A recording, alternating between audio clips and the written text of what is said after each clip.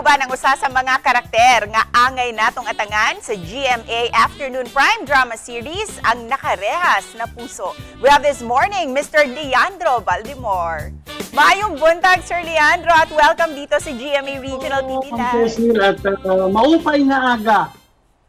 Maupay nga aga, Sir Leandro. Of course, Yes. Nakilala ka talaga of your role sa GMA series, itong Munting Dera. Can you tell us how memorable itong role mo sa series na yon?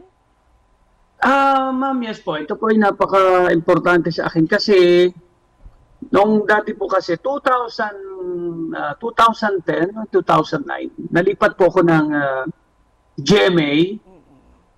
Ito po yung aking ginawang teleserye, itong Munting Heredera. Ngayon po, manager ko si Mario J. De Los Reyes po.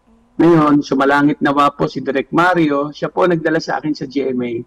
And we've seen you evolve sa mga acting roles na nagawa nyo. Pero ano po yung mga kapuso teleseries na hindi mo malilimutan, yung mga nagampanan mong mga roles? Ay, naku po. Actually po, halos lahat sa akin ng GMA kahit po mga kaunting mga role lang. Pero medyo may mabibigat po katulad nun sa Lolong. Kung hindi ka isang artista ngayon, sir, ano po kayo yung naging karir mo? Actually ako po ay tapos bilang isang nurse. Kaya po ako naging artista, na-discover ako sa pag-duty ko as a nursing student. Nagko-community service kami. So mangyari po, ako po ay na-discover sa community service namin. After 7 days, pumirma na ako ng kontrata. So, ibinigay sa akin ni Lord yung pagkakataon na maging artista. So, mangyari po, kung hindi naman ako naging artista, siguro ako po isa din negosyante. Hanggang sa ngayon po, yung isa ko kasama rin sa akin profile po yun na ako po isang businessman din. At ngayon naman, pag-usapan natin, kasi we're all excited sa bagong mong proyekto dito sa GMA, ang Nakarehas na Puso. Can you tell us more about your role?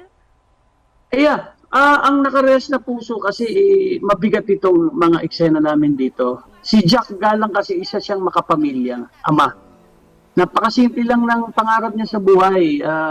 Ang maging simpleng buhay sa pamilya at masayang pamilya.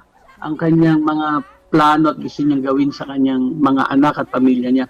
Ngayon po, kaya po sa mga eksena, bumibigat po ito dahil siyempre may kanya-kanya tayong pangarap. At sir, sino-sino po yung makakasama mo dito sa seryeng ito? At bakit maraming mga kapuso ang aabangan talaga ito every afternoon? Yes, talagang kasi ito, ang mga kasama natin dito sina EA, si Jean Garcia, Michelle Aldana, mga nagbalik po nagbalik ako, si Michelle nagbalik.